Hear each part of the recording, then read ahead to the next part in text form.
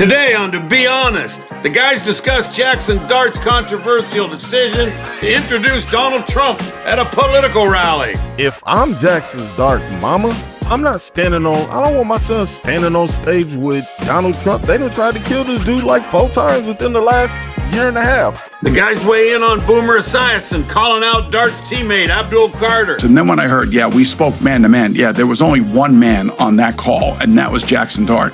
You were a man who was late to meetings. You were a man who didn't live up to your draft choice. Played with Boomer. I like Boomer. Boomer was a great teammate.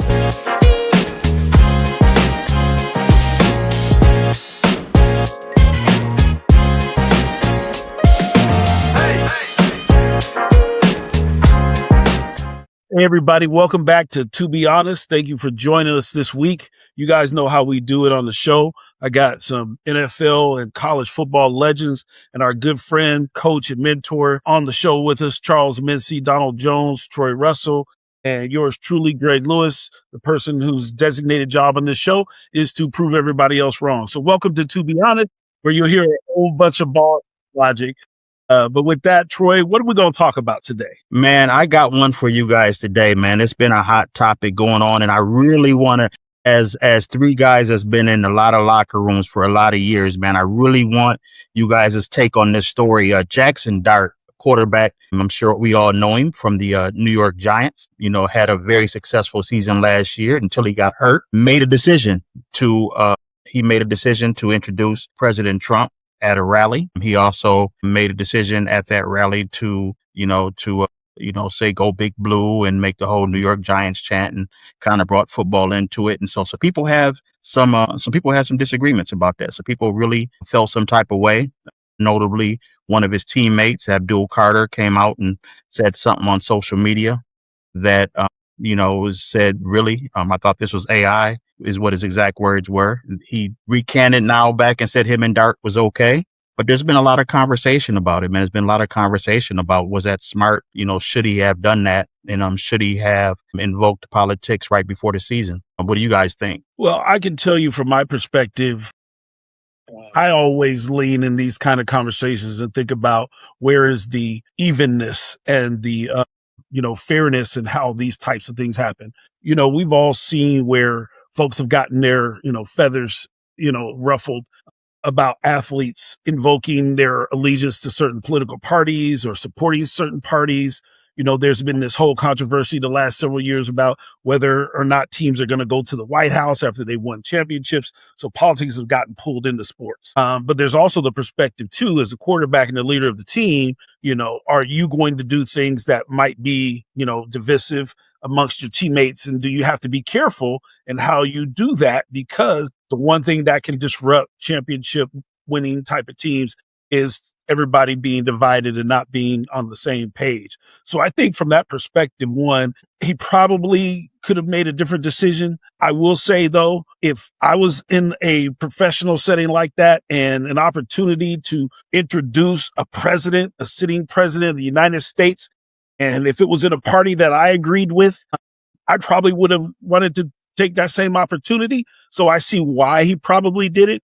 The bigger problem that I have, though, is we've seen folks who may not necessarily agree with mainstream and have a different political view get criticized for doing that. We all remember the famous LeBron James, being admonished to just shut up and dribble and not get involved in politics and not have a political opinion and not support, things that they believe in. So for Jaxon Dart then to jump out and do it and not necessarily, have that same sort of, negative connotation from the media. He did from a teammate, but from the media just doesn't seem like it's equitable or balanced to me. And I know that's a big thing about, the conservatives. They don't believe in equity anyway. So maybe that's why it kind of went down the way it did. I think he has a right to support whoever he wants. It's a once in a lifetime type of opportunity. So I can't say that I wouldn't have wanted to do something like that. I just think that the response has been something that seems to be slanted, because when players like a LeBron James, who made political statements, they got skewed by the media and barbecued. And again, there are always rights, but then there's reaction.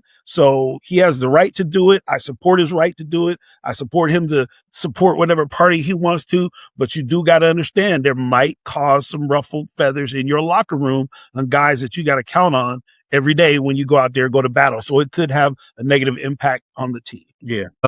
My opinion is that I'm good with everybody having your opinion. Like everybody has the right to their political opinion. Now, within the current, situation that we're going through, we're at war. We have a lot of racial tension. There's a bunch of issues of who's really running the country. Is there outside influence? There's all this really heightened anxiety about political issues that I feel like we all need to be sensitive about, especially if you're on a team or you're on a team that is so dependent. There's no team sport like football. Half the time you're not even on the field. You dependent on other people that's out there on the field. You ain't even out there. So your dependency on other people, your livelihood, your safety, what's going to happen with your success is all dependent on other people. So with that said, there has to be a lot of trust, and there are racial issues that always come up. Our country can't get away from them. It is what it is. It's built on that foundation, so it's going to always kind of raise its ugly head up. But if you're going to do something like that, you got to sit and answer those questions. I know you're a young dude. He's 23 years old, probably doesn't understand the ramifications of what's happened with different issues and probably doesn't know a lot about that. Probably has grown up in a conservative family. I think he's a, LDS family, Latter-day Saints, Mormon family. So there's certain political leanings that you're exposed to and that you probably don't know or probably a little ignorant to a lot of the underlinings of what's going on. And not saying that's a right or wrong. I'm just saying that, what you're exposing yourself to are arrows and sensitivities of other people, and you need to be able to express that. So that's why it's probably best to kind of stay out of politics in that sense if you're not willing to sit and express exactly what you mean by your support. And your support can totally be honest and pure. You could think, hey, man, I'm a American patriot and we're at war and I'm going to support the president and the troops. And it could be along that line, but there are a lot of other things, that we know are going on that other people are like, hey, man, what are you really? So Abdul Kader was like, hey, man, what are we doing? And I think that's a fair question. I think that's a very fair question. Like, if you're going to do it, then speak on it. It can't be, hey, and that's what's going to happen is that coach is going, hey, we're going to put a gag order on this. We're going to silence this. Right away, Abdul Kader came out and said that, hey, we're cool, but I don't think you should get off that easy if you're going to do it. And it's your right to do it, but you should be doing it with a bit of knowledge. And I think it's a trick bag, man, for politicians to be taking advantage of these young kids, because they're basically kids, college age kids, that really don't know a lot of what they're doing. And it's a big rah-rah moment and it's political banter and nonsense, but we don't really understand, the ramifications for other people. It's life and death for people in Gaza and, Iran and Syria and Lebanon, and even on some of our inner city streets, and DEI getting canceled. And we talked about it before, that, they just lopped off the heads of a bunch of black people because they felt like that was a way to cure the DEI, and that wasn't even really an issue. So some of these issues, man, you got to be educated on if you're going to be in support of something like that, and can't just get out and have a rah-rah moment and go your way. Yeah, I think you hit the nail right on the head. Is knowledge. Did Jaxon Dart, did he really understand, how black people feel about Trump? How his black teammates, rather, how do they feel about Trump? Because I think, does he really know that the Voting Rights Act is purposely being destroyed and the districts are being gerrymandered so black people lose representation? Does he know that Republicans are purposely removing what little black history is being taught to schools to brainwash children into believing that the atrocities against black people were at a minimal of this country? I mean, did he know that that Trump just put out he put out a video characterizing the Obamas as apes. I mean, did he know that the Trump administration is brutalizing and destroying to limit black and brown immigrants and from entering and living into this country? Did he know that the DEI is being shut down? Which was implemented so that people of color can have an even playing field. I mean, I can go on and on. I mean, does he know about the Epstein's files? How they protecting these pedophiles? There's a lot of stuff that he has to, that I don't think that Jaxon Dart realized, and there may be offense to some of those people in his locker room. And I think, in response to Boomer Esiason, I played with Boomer. I like Boomer. Boomer was a great teammate, man. And I remember, in the locker room, man, we had, we were tight. We had his back. I remember when his son Gunter, who was sick, we did a benefit football camp. The whole team just chipped in and just, poured out love to Boomer. So Boomer knows about the locker room, but I think Boomer is forgetting one thing, that this current administration, this is not like Ronald Reagan, or George Bush. Those were Donald Trump, love him or hate him. He's the most polarizing president that we ever had. And he's bringing these issues to light. Yeah, I think, you got to give some context as you brought Boomer Esiason into this. Well, just basically, yeah. I just want to play the video. We're going to put it in there. That Boomer. I saw the video. Yeah. But Boomer Esiason made some comments about Abdul Carter.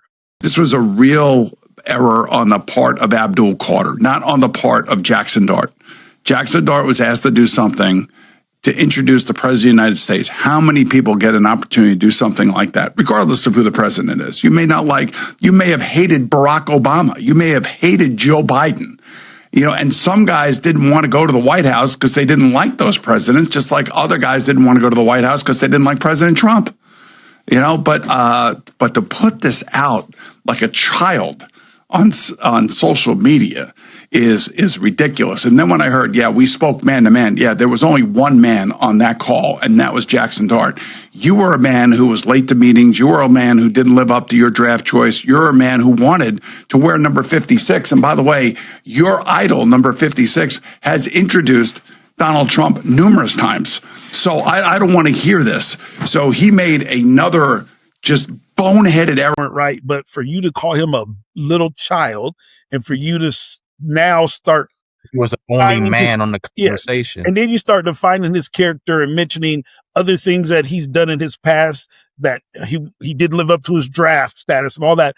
What in the hell does any of that have to do with this situation? It had nothing to do with it. So him to bring that in, he just went way too far. And I don't mean to.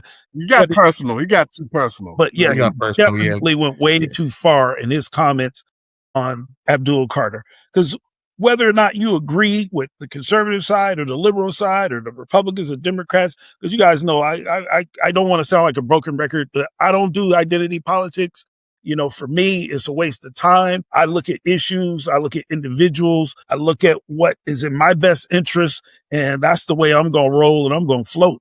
But for you to get all personal about it and start attacking this man overall because he had a visceral reaction to something he saw from his teammate, which, again, that's between them. For you to get in and now try to demean Abdul Carter's personal reputation and define him as a bust and a person who didn't live up and all of that, he went too damn far.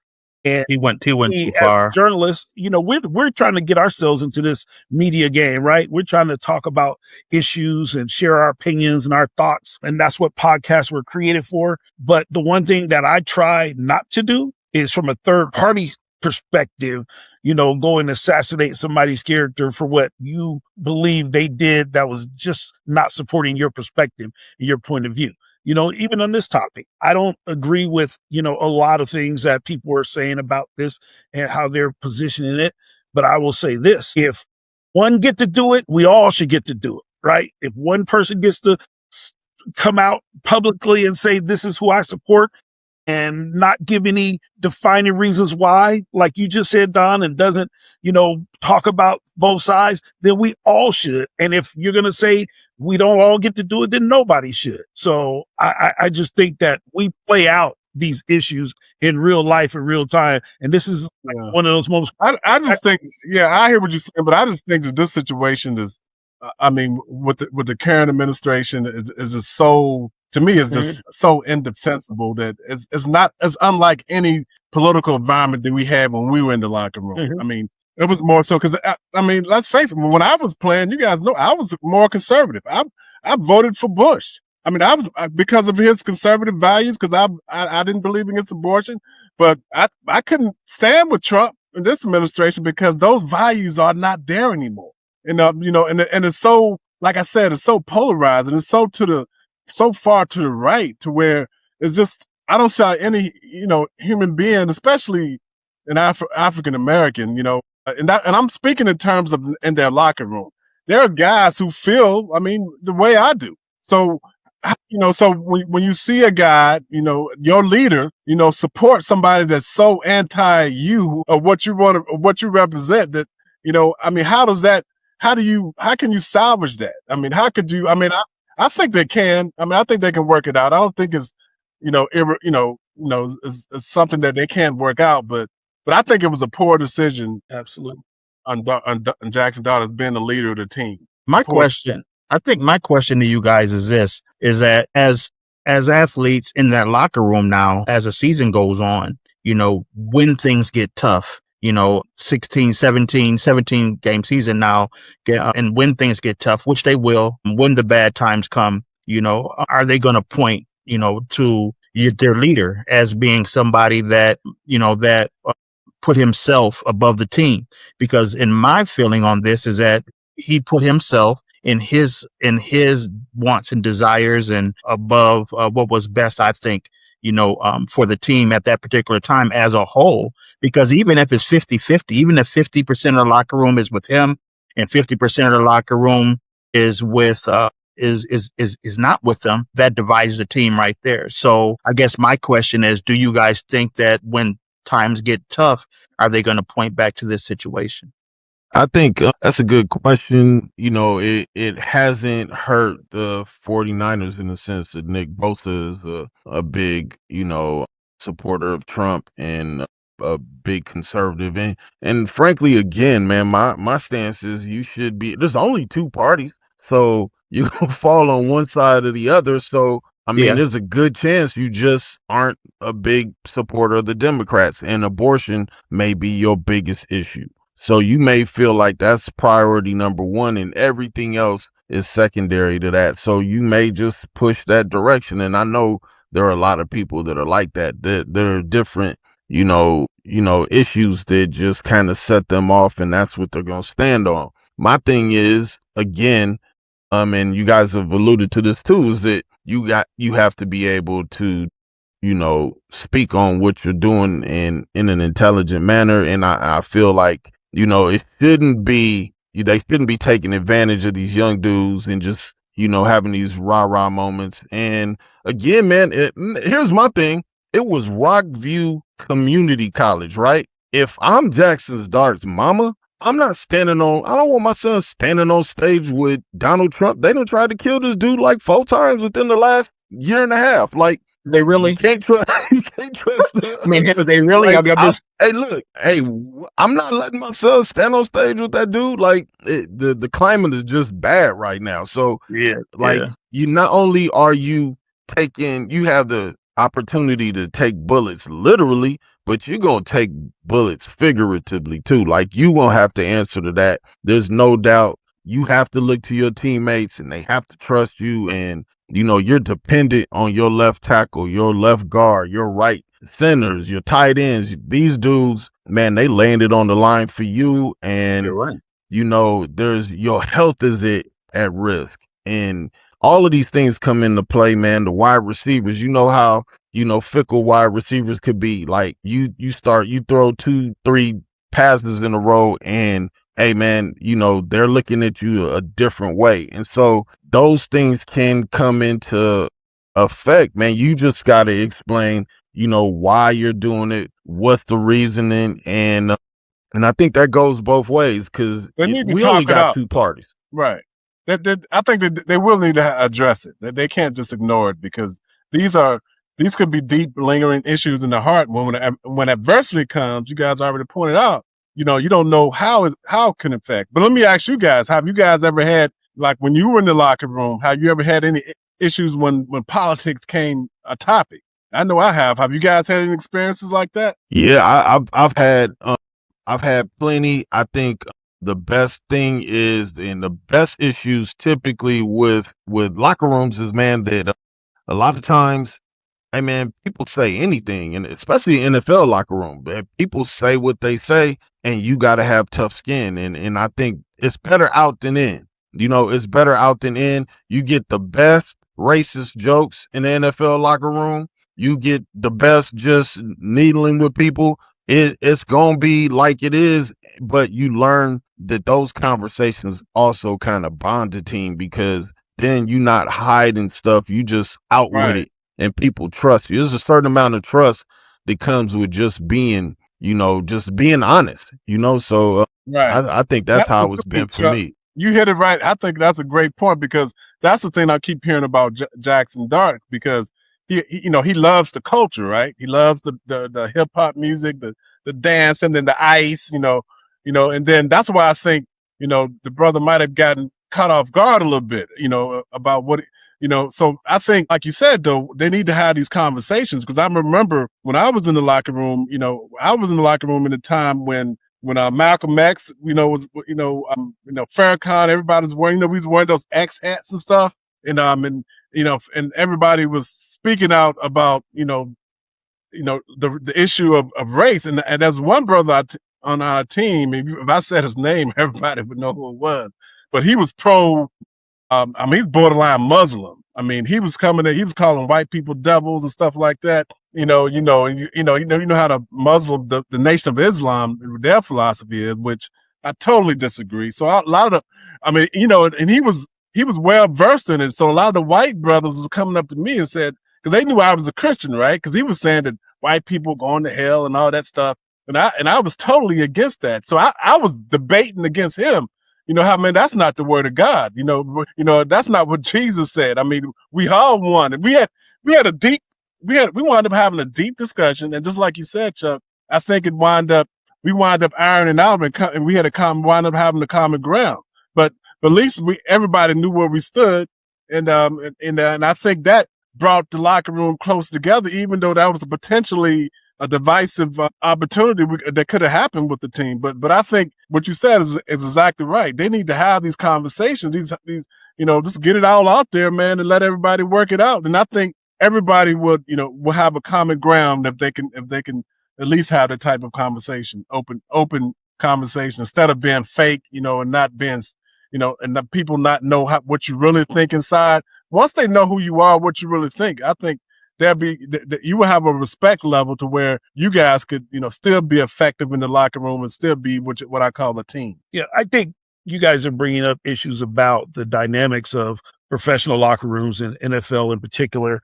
And I think some of the things that are true that the outsider probably wouldn't understand is that, most guys, to get to that level of sport, particularly the NFL, there's a lot of, things that people would call, machismo or, machoism and toxic masculinity or whatever, because folks who are playing football at that level have to have, a certain amount of confidence and bravado and all of those things. But in that environment, they keep it real and people can take it because we are all thick skinned and, have a backbone and, have persevered through all kinds of challenges and stuff like that. I think that's why for me, the bigger issue isn't necessarily internally. I think, Don, you said it. They got to get together and talk, work it out, and make sure that they find some common ground, whatever that common ground is. And that is truly 100% possible. For me, the bigger deal and issue is when you look at it from the outside and the feelings of how certain people like a Jaxon Dart can take this stand and do what he feels like he wants to support. And people say that that's his right and that's his privilege as an American and all of that things, which has a lot of truth to it. But when others who might feel differently, especially a brown brother who might stand against police brutality or something like that. And I'll give an even better example. What someone like Mahmoud Abdul Rauf and the quarterback, why am I forgetting his name all of a sudden? Colin Kaepernick. They weren't even making political stances in what they were doing. They were quietly away from the spotlight doing something that they felt like was in line with their beliefs and their values. They weren't introducing anybody in the public. They weren't, creating a stir. People noticed that they weren't out or standing and went to them and started asking them questions, and it came out why they were taking the stands they were doing. And man, those dudes basically got banned from playing their sport and lost their living and lost their livelihood for a quiet, silent decision that wasn't being put up and thrown in anybody's face whatsoever. But because they were brown or black, and because they were in standing for something that showed a spotlight on injustices, they were taken away and taken out of the game and out of the sport. But Jaxon Dart, who's doing what he has the right to do, but was visibly supporting a party and putting it out there in front, and he's being protected by the media, being protected by the politicians, being protected by, the owners and all of that stuff. That to me is where the big problem really lies, is that there's an inequity in how people are treated. And again, those guys weren't even making bold statements. They were quietly, silently standing up for themselves on the side. And that's really what bothers me, is that part of it, that perspective, that if I don't believe, and I'm not part of the majority, and I don't believe, this culture, the climate out here that's prevalent right now, then I can be silenced. I can be put down. I can have my livelihood taken away. And it's bigger than dividedness in the locker room, because you guys are right. The guys in the locker room can work that shit out. They can work it out amongst themselves and come to a decision how they're going to move forward. But two men who weren't making a big statement, who were just silently, without any, pushing it in anybody's face, had their entire careers taken away from them. That's what burns me up. Yeah. So that brings to another thing I wanted to talk about, is that let me bring up a certain issue. So a minority person in hip hop racially would be Eminem. I think Eminem's one of the best. I'm a big Eminem fan. Is he my favorite? No, but I'm a huge Eminem fan, right? And there's a lot of great rappers, but Eminem has sold the most of those guys. And why is that? Well, there's more white people. That's not a bad thing. It's just what it is. There's more people that relate to him, and plus his skill level. Don't get it twisted, So those two things combining gives him a certain type of power economically, right? And he's always on stances that are,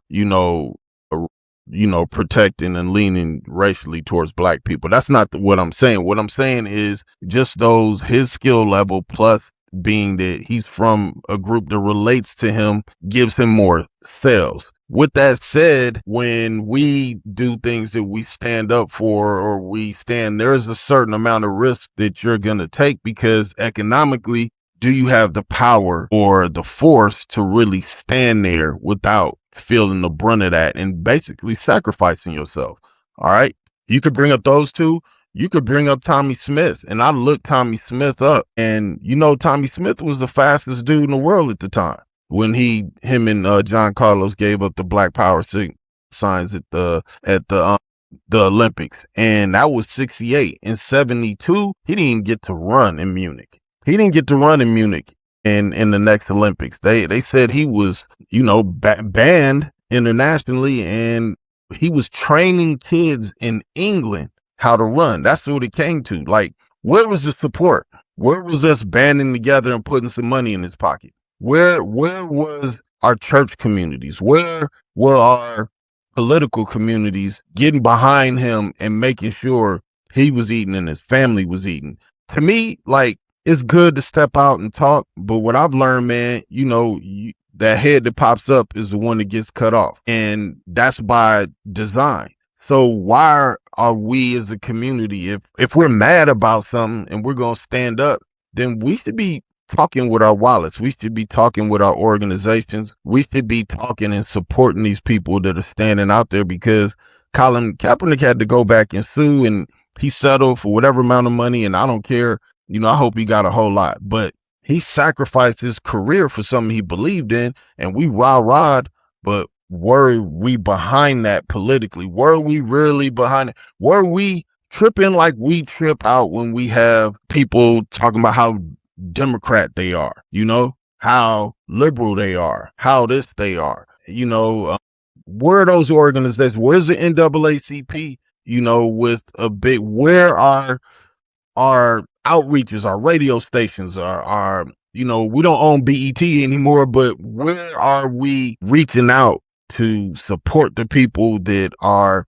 gonna put it on the line? Because your boy just, Boomer Science just basically called Abdul Caller a boy in front of everybody. He said he was when him and Jaxon Dart talked, that Jaxon Dart was the only man in that conversation, and they really just topping him. You know what I'm saying? Mhm. They just doing Abdul Carter like this, and where are we gonna stand up? Are the other people in that locker room gonna stand up? Like when somebody stands out, who's there? Like, the Dave Chappelle joke. Who was there for Jesus when he stood up? Like, who's there when you making this sacrifice? Is it just this continual single person sacrifice that we asking for? Yeah, I mean, I don't think that there's going to ever be a resolution to that question, as far as, us standing up until we decide that we want to have our own. I don't think within the current constructs of the NFL, of the NBA, of Major League Baseball, these current, constructs, the owners that own these teams were able to say it's okay what Jaxon Dart did because they own it and it's fine with them. But they were not okay with what Colin Kaepernick did because they own it and it was fine with them. It was not fine Okay, with them. sure. So So my question is, do we ask kids to boycott the SEC and give up their dreams when we don't have an economic institution or system to back them? Do we ask them to do that when we're not in a position to do nothing about it? So what do we do? So what do we do? I mean, like I said, I think that until we do, like I said, you are absolutely correct. I think that there needs to be a some kind of revolution, in the terms of lack of a better word, where we come together and create these other opportunities. I know we have HBCUs already in place. Do we put all of our monies behind the HBCU so they can give these kids more money, so they can upgrade their facilities, so they can give these kids a better experience, so they can have the type of facilities and NIL opportunities at these HBCUs and at these other schools. I mean, I think that's the kind of thing that's going to need to happen. Is, like you said, our wallets need to open, and not just the people that are millionaires and billionaires of us, because there's not a whole. I mean, in the grand scheme of things, there's not a whole lot of them that are black. But if all of us, every little bit would help. If we would all figure out a way to back that in the like you said, and support it financially, because nothing will make a difference without financial support. And it's Throw some in, and I'm sorry to cut you off, but I want to throw some in because you brought that up. Like, where do we spend our dollars? Where do we spend our money? We don't spend it with the HBCUs. We spend it with Nike. We spend well, it I with do. Shoes. Yeah, you probably do. But I My mean, boss like, goes to HBCU right now, so that's why I say I do, because I tuition and everything right, else. but I'm saying, like, when we spend our money. Okay, here's the point right here, and this may be off, but do you know what LVMH is? If you look up the stock market, LVMH is a company owned by one of the richest men in the world. He's like the top 5. He's from France or something like that. I forget his name. LVMH. You know what that stands for? Louis Vuitton, Moet, and Hennessy. That's one of the top 5 richest companies in the world. And who do you think promotes that? Us. Louis Vuitton, Moet, and Hennessy. Like, where do we spend our dollars? Like, Kanye was the crazy dude. He's the only dude we kind of really spend our money with, buying Yeezys.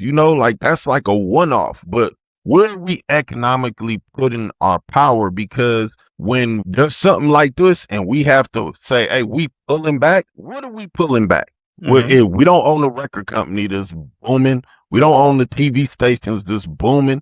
What are we really fighting with? Like at the end of the day, where are we putting our money? Sorry to cut you off, man, but I just had Well, to get that in. no, you didn't cut me off at all. I think that's a very fair point. I don't, like I said, I think the only answer, and I think all of us, I mean, the only answers is, we got to start somewhere. I don't know where that start is, but I know that, we got to start somewhere, and we got to be willing to put our, our money behind it, whatever that will be, Yeah. whatever ideas come up. But I don't want to give the impression though that black people have never had an economic plan before. I mean, look at Yeah, the Walmart was very effective. We boycotted Walmart and which is and Target. Mm-hmm. and well, I'm sorry, it's Target. I don't think it was Walmart. I Yeah, can't remember one. you were thinking Target, yeah. Yeah, Target. Yeah, it was Target that we boycotted, and I think that and that has been working. To get stuff done. I mean, when Martin Luther King boycotted the buses, that worked, right? They were able to segregate the buses. So we have examples of when we put our dollars together and when we was able to work. It's just a matter of having that strategy, having that plan, and just having a plan from an economical standpoint. I mean, we've done it before, and then we can do it again. Yeah, I'd like to see it, man. I think that if we have big organizations, and our thing is it's just the politics behind it, man. Like where do we have people at the top that we could trust? I mean, Jesse Jackson just passed. He had the Rainbow Coalition. We don't really have a vocal leader like that can say what you want about him either way. The dude's a human and he's done good and made his own mistakes, but like to me, where's Obama right now?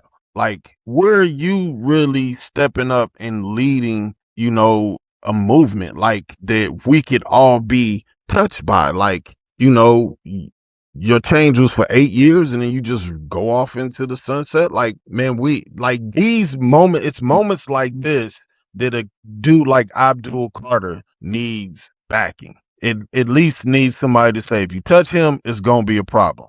Because as you can see, it's people that agree with that Jaxon Dart thing, and they're lining up, and Boomer Esiason is leading the charge, I guess, to defame this dude, and next thing you know, have him out the league as soon as they could get him out the league. So where are we when it comes to that? When a guy speaks up, that he doesn't just be out there by himself.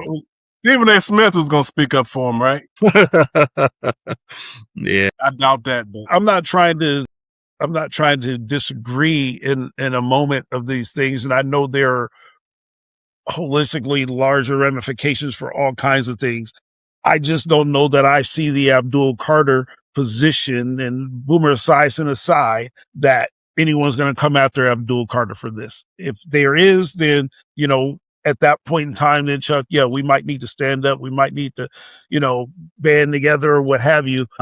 I don't see necessarily anyone coming after him for his, stance to Jaxon Dart or whatever. But that's because he capitulated, though. Yeah, I agree, but he gave in. Yeah, but I don't know that there was okay. To me, this is a moment where something happened that shows, again, because I'm the one who kind of started and pushed us in this direction of how we allow the media and the owners to have a different way they respond to Black voices. But it's kind of like, going back to the bus boycott, we got to pick the right fight. Where's the fight at that we really want to, get behind, and then build that strategy, those efforts, and all of that kind of thing. I think there's some things out there right now that we could really sink our teeth into and really, ask those questions. You asking some great questions. Where are our Black leaders? Where are all those things? And, again, I'm not discrediting this as a small situation, but I think there's some things that are happening that probably we could really sink our teeth into and get behind on. And I think that voting thing is the thing. I think that, because that's the start of something, huge, because it could take us back. to where we don't obviously don't want to be, in a position where we have no power, whatsoever, by, taking our, right to vote. So I think that we are in a place right now where, we could definitely, and I totally agree with Chuck. And like, nobody's a bigger Barack Obama fan than